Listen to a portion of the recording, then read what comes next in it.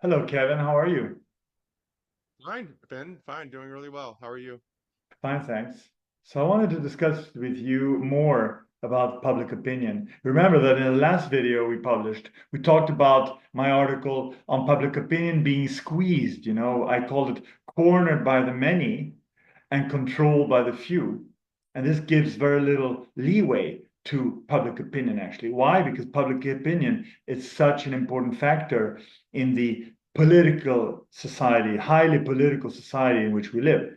So I was interested in looking at public opinion also from the point of view of the different distractions, right, that the crowd is always subjected to. And that's why in this period of World Cup, I thought it was particularly interesting to look at that and relevant today. So let me share the article that I published just a couple of days ago related to the World Cup. So basically, I call this the bread and circus of World Cup, right? Because obviously, we make a reference here to the bread and circus, the panem et circenses of the Roman world, right? Where the Roman senators, the patricians used different means in order to satisfy and distract the masses. And we can see something similar today. Of course, I'm not the first one to make this parallel, of course. And I'm not saying that the politicians that directly organize the FIFA World Cup, even though it's true that the FIFA has had political connections since the early days. And we can also see now the way in which the FIFA General Secretary, Mr. Infantino, has a very, very close relationship to the organizers, namely the US and US power, basically Washington, and specifically President Trump, right? That even got involved into the World Cup. It's a little bit like the emperor that puts his thumb down or up, right? 2000 years Yes. ago. And now Trump comes in and says, no, remove that red card. I didn't like it. And it will make our team weaker, right? So there are a lot of parallels. But what I'm particularly interested in is the crowd. But because if you look at the crowds that are following on TV or in the stadium, these soccer games, and I'm also one of them, can't deny it, it's kind of interesting. But you can see the giddiness, the passion, the interest for this tournament, for this event, for a sport which is basically without any meaning at all. It doesn't impact people's lives at all, actually. It just is a feel good emotion that they get when their national team wins.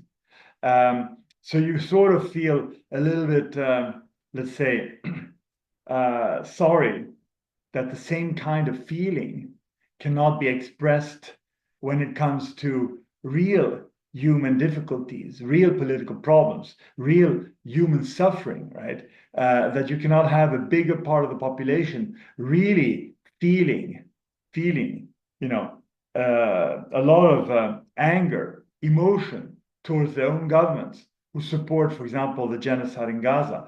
But human beings are like they are, right? And they don't react in a rational way, and they have a difficulty, of course, to empathize with suffering beyond their horizon. And this we can see very clearly in the case of Gaza.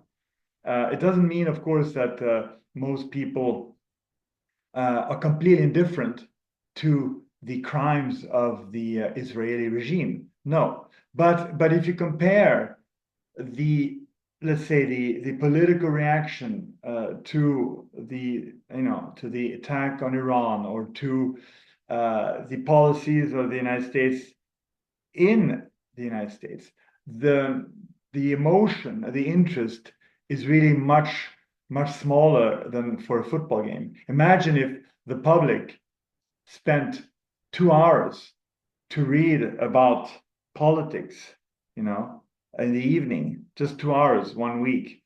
Uh, that would be something, right? No, but instead they would spend 2 hours watching TV, watching the game. So of course, we all need to realize that this is human nature, and we need to work with that. I think this is one of the most important points that I'm talking about in this article, is that we cannot expect human nature to improve. Human nature is what it is, and we have to work with human nature.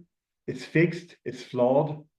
We have to try to find the best political institutions considering this human nature. And this is where, in my opinion, socialists and communists go completely wrong, right? Because they are constantly expecting a new human nature or a change to the human nature. They want to create a Homo Sovieticus or a Homo Novo, right? A new man. And the same with the fascists in Germany during the 1930s. But this is in vain, in my opinion. So let me just go through a little bit here, the article, and I will let you now speak. Here is an old, uh, you know, let's say engraving from Rome, which basically shows very clearly this concept of panem et circenses, which the Roman politicians also applied. So I'll let you now make some comments if you have any. Sure. Yes, I don't know how far I want to go into. I actually wrote an article about 2 years ago on the same subject. Uh, and in researching our podcast, I realized I had written this. And so, one thing that's very important for me in my work is the concept of wild, tame, and domestication, often with animals, but it's actually very important for people.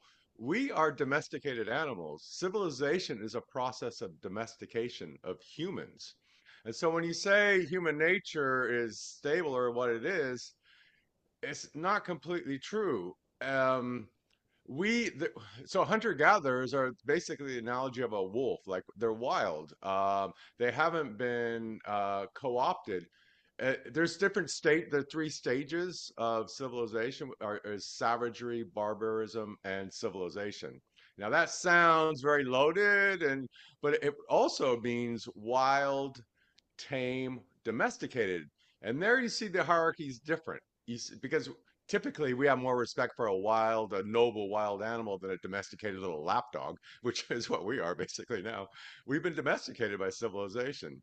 And so Peter Sloterdijk wrote an article about this in 2009 about the same subject, about basically bred in circuses, or what's the alternative? And for him, it was humanism, reading the classics, which, okay, but that's very limited to a small elite.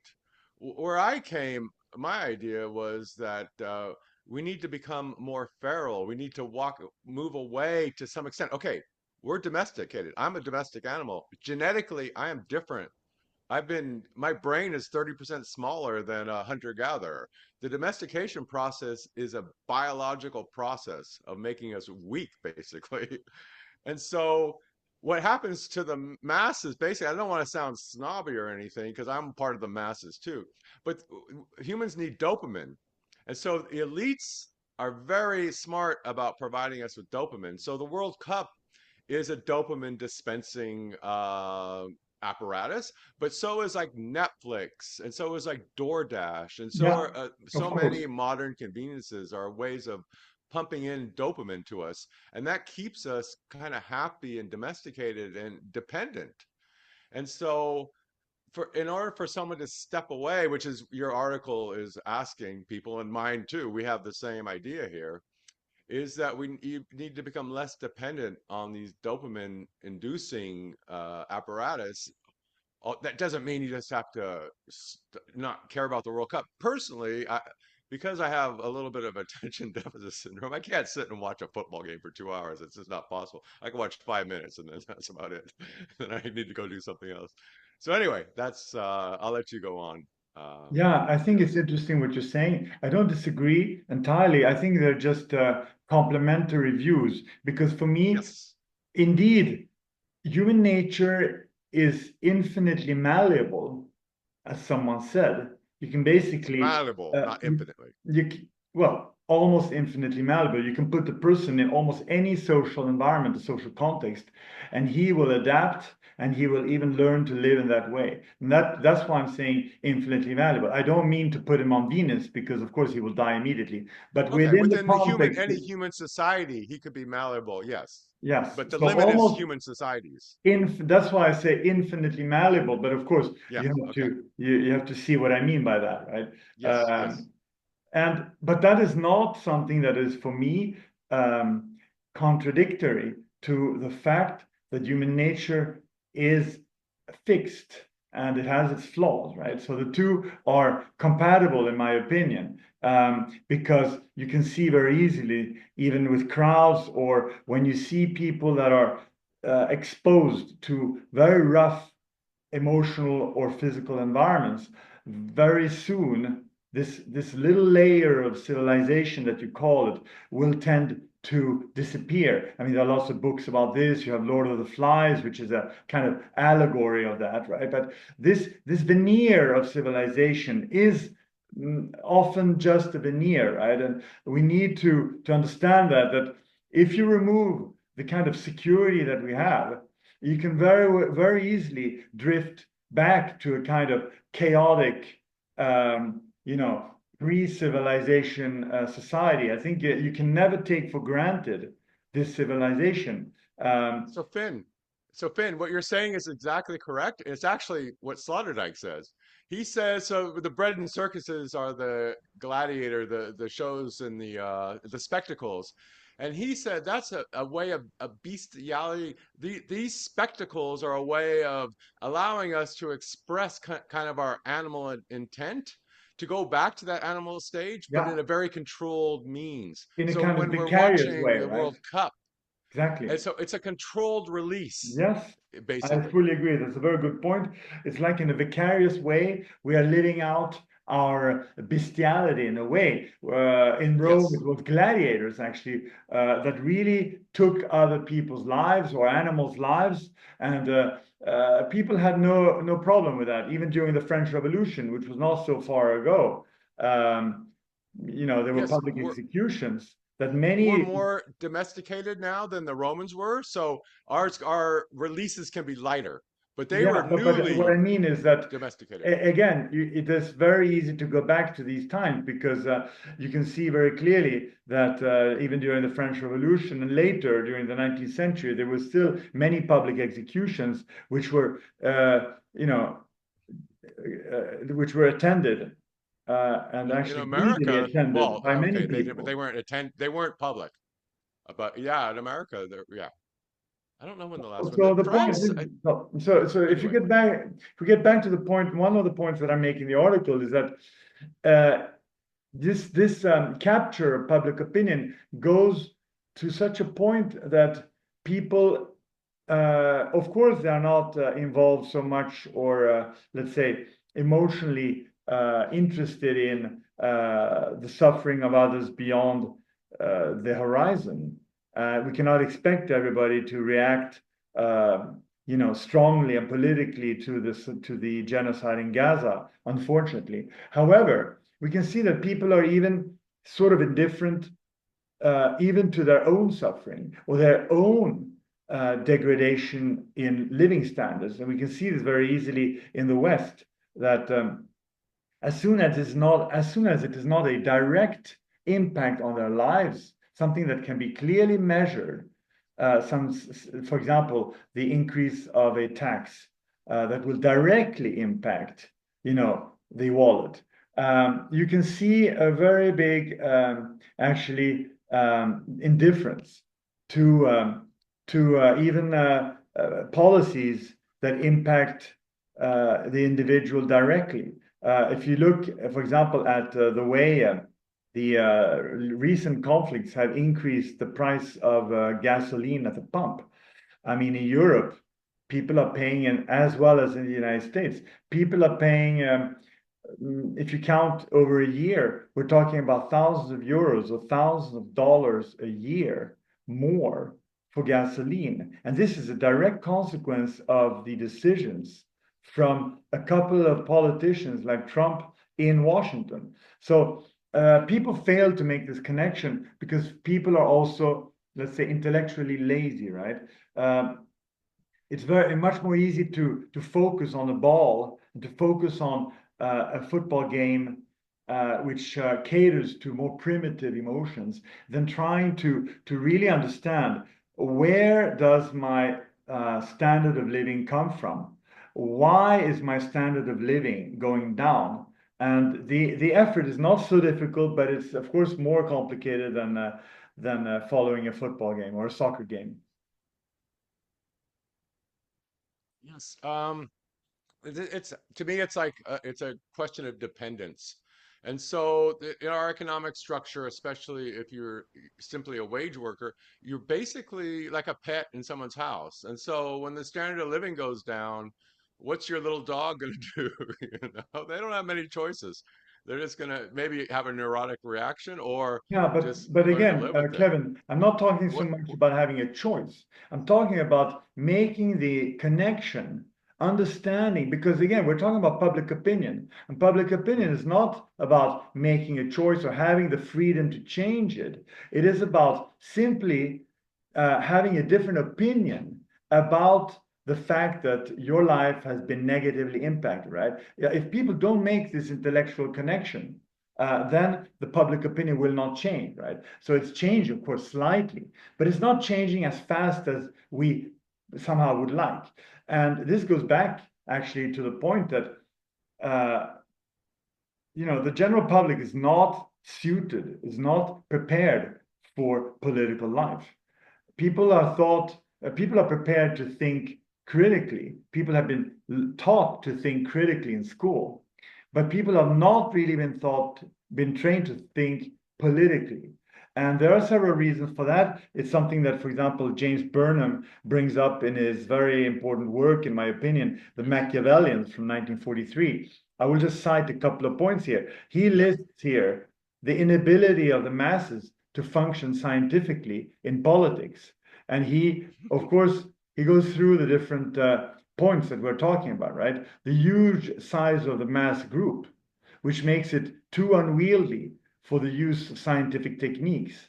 The ignorance on the part of the masses of the methods of administration and rule. So basically, we get no education in politics in high school. And in my opinion, it's not a coincidence.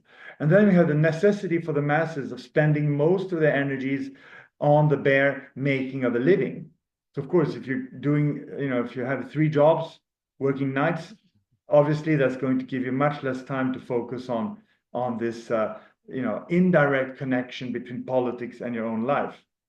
And then we have a very important point, which is the lack in most people of a sufficient degree of those psychological qualities, basically ambition, ruthlessness, callousness, which you need to have, which are prerequisites for the active political life, which basically means that average people, even you and me, we do not have these qualities to really, put ourselves in the shoes of politicians, or to feel what it's like to be in political life, because political life at this level requires certain psychological and human qualities that not so many people have. This goes back to what Hayek was saying, right, in The Road to Serfdom, that the worst rise to the top, right?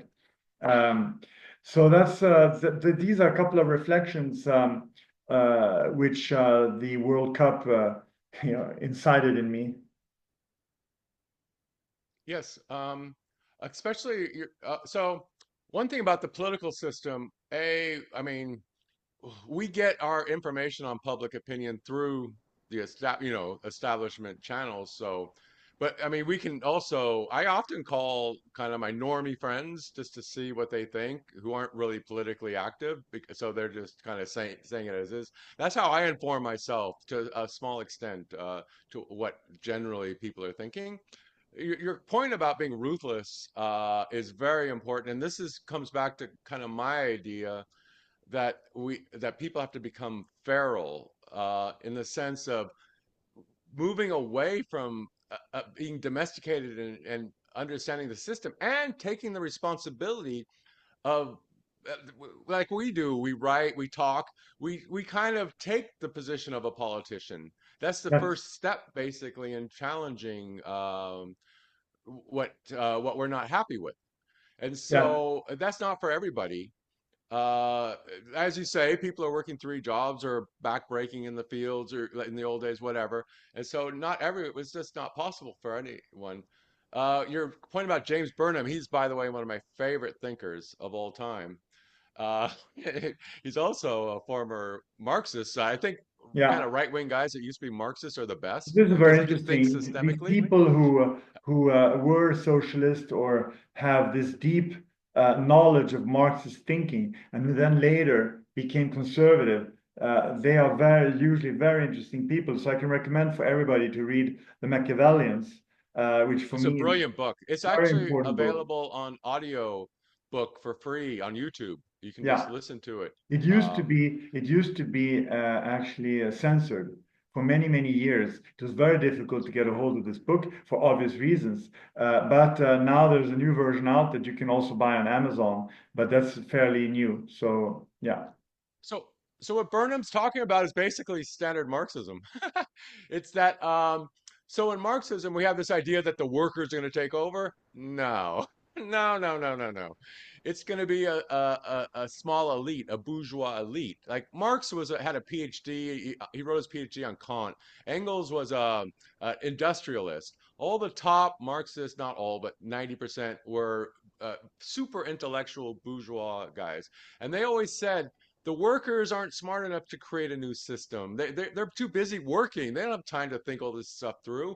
It's going to be, if you want scientific socialism, you need scientists. You need people like us, an yeah, elite, a top, an avant-garde, a vanguard, like Lenin. And actually, Mussolini was a standard Marxist and up yeah. until World War One. But And so but all Kevin, this kind of comes together. And they're right, basically. yeah, but Kevin, I'm not a Marxist, and I don't agree with the You Marxist don't have to be a thinking. Marxist. But I agree that there is some inspiration from there. But you know, this inspiration actually comes from the elite theory, European political realism, elite theory, and they were actually, let's say, reactionaries. They saw some benefits also on the monarchic system. But anyway, let's discuss this because I wrote a review actually of Burnham's book, and we can have another video on that one because we're getting a little bit off this topic of the World Cup now. But let's have another video where we discuss that because I think it's a fascinating Right. topic. So thanks a Yes. lot, Kevin. All right. Thank you. Thank you. Bye bye.